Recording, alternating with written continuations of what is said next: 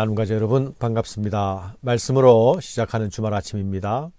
오늘 말씀은 사울의 아들 요나단의 등장을 소개합니다. 이 말씀은 블레셋의 이스라엘 침공이 배경이 되고 있죠. 병거 3만과 마병 6천을 거느린 블레셋의 군사들은 해변의 모래처럼 이스라엘을 공격하러 왔습니다. 그들은 믹마스에서 진영을 펼친 뒤에 먼저 약탈 부대를 세 갈래로 나누어서 이스라엘 중심부를 노략질했습니다. 사울의 군대는 두려움과 공포로 사기가 떨어져서 흩어지고 도망합니다. 겨우 600명만 남아있는 상태입니다. 게다가 사울은 공개적으로 사무엘의 책망을 받지 않았습니까? 사울의 나라가 길지 않을 것이라는 심판의 말씀도 받은 지경입니다. 이런 형편에 이스라엘의 군대가 도대체 무엇을 할 수 있을까요? 오늘 말씀은 이 질문에 대한 대답입니다.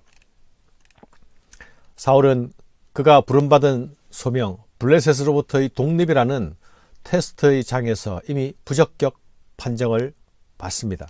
그러나 그의 아들 요나단은 사울과 달랐습니다.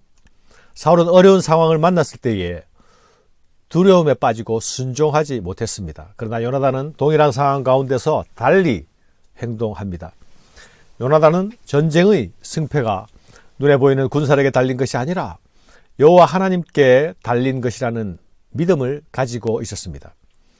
믿음의 눈이 눈에 보이는 현실 상황에 굴복당하지 않은 것입니다. 그는 여호와 하나님께서 할례 없는 자들이 하나님의 백성들을 유린하게 그냥 두시지 않을 것이라고 믿었습니다. 우리가 이 할례 받지 않은 자들에게로 건너가자. 여호와께서 우리를 위하여 일하실까 하노라. 여호와의 구원은 사람이 많고 적음에 달리지 아니하였느니라. 그는 군대 대신 여호와의 이름만 믿고 적진 한가운데로 나아가기로 작정합니다. 이스라엘의 지도자에게 필요한 것이 바로 이 믿음이었습니다. 왕 사울에게서 볼 수 없었던 이 믿음을 아들 요나단이 보여주고 있습니다. 아버지와 아들이 대조되는 그림이죠. 하나님의 백성 이스라엘에 서고 일었음은 바로 이 믿음에 달려 있습니다. 요나단의 이 믿음의 행동이 절망적인 이스라엘의 상황을 승리의 물줄기로 바꾸어 놓습니다. 사랑하는 여러분, 내가 가진 힘의 크고 작음보다 더 중요한 사실이 있습니다. 그것은 하나님께서 지금 나와 함께 하시는가입니다. 하나님께서 지금 이 일을 기뻐하시고 원하시는가입니다. 하나님이 원하시는 일이라면 하나님이 나보다 앞서 행하실 것입니다. 앞서 싸우실 것입니다. 이것을 믿는 믿음이 중요합니다. 요나단의 필마단기의 단독 행보는 결코 무모한 용기가 아니었습니다. 그는 자신의 뜻이 바로 하나님의 뜻이라고 단정하지도 않았습니다. 그는 하나님께 징조를 구합니다. 겸손하게 하나님의 뜻을 묻는 것입니다. 그의 묻는 방식이 이렇게 나타났습니다. 그들이 만일 말하기를 우리에게로 올라오라 하면 우리가 올라갈 것은 여호와께서 그들을 우리 손에 넘기셨음이니 이것이 우리에게 표징이 되리라 하고, 내가 가진 뜻이 하나님의 뜻에 부합하니 당연히 하나님께서 함께 하실 것이야 라고 생각하지 않았습니다. 아무리 좋은 뜻이라고 해도 그 뜻을 주께서 언제 이루어 주실지, 그 뜻이 이루어지기를 주께서 지금 원하시는지 물어야 하고 또 들어야 하는 것이죠. 사울이 하지 못한 것이 바로 그것입니다. 그는 길갈에서 출병식을 위한 제사를 드리면서도 하나님께 묻고 하나님께 듣는 일을 생략해 버렸습니다. 이런 상황에서 어떻게 싸워야 할지 사무엘을 기다리고 그로부터 듣는 일을 생략해 버렸습니다. 그러나 요나단은 적진으로 나아가면서도 하나님께 표징을 구합니다. 하나님의 응답을 듣고야 주저하지 않고 나아갑니다. 그 부대 사람들이 요나단과 그의 무기를 든 자에게 이르되 우리에게로 올라오라. 너에게 보여줄 것이 있느니라 한지라. 요나단이 자기의 무기를 든 자에게 이르되 나를 따라 올라오라. 여호와께서 그들을 이스라엘 손에 넘기셨느니라. 요나단의 진군은 필마단기의 진군이었죠. 물론 그의 호위병인 수아가 따랐습니다. 병기든 소년이죠. 그가 돌파하면서 죽인 적군의 숫자는 20명 가량에 불과했습니다. 하지만 담대한 이 믿음의 진격은 적국의 진영에 큰 공포와 두려움을 가져다 주었습니다. 하나님을 신뢰하는 한 젊은이의 믿음을 하나님은 적의 견고한 진을 격파하는 강력한 돌멩이로 사용하셨던 것입니다. 들에 있는 진영과 모든 백성들이 공포에 떨었고 부대와 노략군들도 떨었으며 땅도 진동하였으니 이는 큰 떨림이었더라.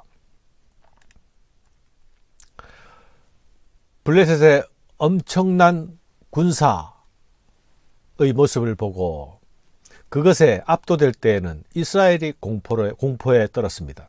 그러나 전쟁은 하나님께 속한 것이라는 믿음이 나타날 때에 적들의 마음이 녹아내립니다. 사랑하는 여러분, 믿음에는 힘이 있습니다. 믿음에는 살아계신 하나님의 능력이 나타납니다. 하나님은 이 믿는 자들 가운데서 일하시고 하나님은 이 믿음의 자리에서 자신을 드러내십니다. 믿음이 믿음을 불러일으킵니다. 요나단 한 사람의 믿음은 온 이스라엘의 믿음을 불러일으키고 있습니다. 하나님은 요나단의 믿음을 사용하셔서 블레셋 가운데서 공포의 자중질환이 일어나게 하십니다. 두려움으로 생긴 큰 혼란은 적들이 서로가 서로를 치도록 만들었습니다. 이것은 하나님께서 이스라엘을 위해서 친히 싸우실 때 나타나는 전형적인 현상입니다. 적들이 혼란 가운데 무너지기 시작하자 두려움으로 무너져 있던 이스라엘 군사들이 다시 일었습니다. 특별히 블레셋 사람들에게 부역하면서 그들의 용병이 되어 있던 히브리 사람들이 이스라엘의 군대로 돌아와서 합세합니다. 숨을 곳을 찾아 구멍마다 숨어있던 이스라엘의 군사들도 패배감을 떨치고 다시 일어납니다. 도망하는 블레셋 군사들을 끝까지 추격합니다. 그들의 땅으로 돌아가지 못하도록 추격하는 것이죠. 한 사람의 믿음의 헌신이 모든 이스라엘에 다시 불을 붙인 것입니다. 여호와께서 그날에 이스라엘을 구원하심으로 전쟁이 벳아웬을 지나니라. 사랑하는 여러분, 다른 사람들이 모두 숨어있고 다른 사람들이 모두 뒤로 물러나 있고 얼음이 되어 있을 때에 나 홀로 주의 편에 서고 나 홀로 일어나고 나 홀로 전진하는 일은 결코 쉬운 일이 아닙니다. 외롭고 힘든 일일 수 있습니다. 그러나 하나님은 그 한 사람을 사용하셔서 자기 백성을 위해 일하십니다. 그 한 사람을 통해 살아계신 하나님의 이름을 나타내십니다. 그 자리에 하나님의 구원 역사가 나타납니다. 그곳에 세일이 시작됩니다. 두려움과 겁쟁이의 자리에서 떨쳐 일어나게 하십니다. 공동체를 배반하고 적들에게 부역한 자들조차 다시 돌아와서 하나님 나라의 군대가 되게 하십니다. 사랑하는 여러분, 사실 요나단은 혼자가 아니었습니다. 그의 믿음의 결단을 믿고 함께 따라준 무기든 소년이 있었습니다. 그는 요나단과 완전히 한 마음이 되어서 행동합니다. 요나단의 믿음이 목숨을 건 믿음의 행동이듯이 무기든 소년의 행동도 목숨을 건 행동입니다. 외로운 싸움이지만 신실한 믿음의 동반자가 있었던 것입니다. 요나단의 믿음도 용기도 아름답습니다.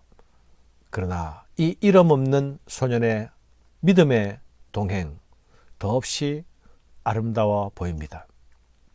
침묵과 공포로 얼어붙은 전쟁터가 혹시 지금 나의 삶의 자리는 아닙니까?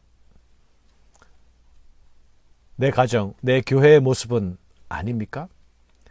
무너진 자리를 세우시기 위해 하나님은 요나단과 같은 한 사람의 믿음을 찾고 계시지는 않을까요? 나는 오늘 누구와 어떤 믿음의 동행을 하고 있습니까? 감사합니다.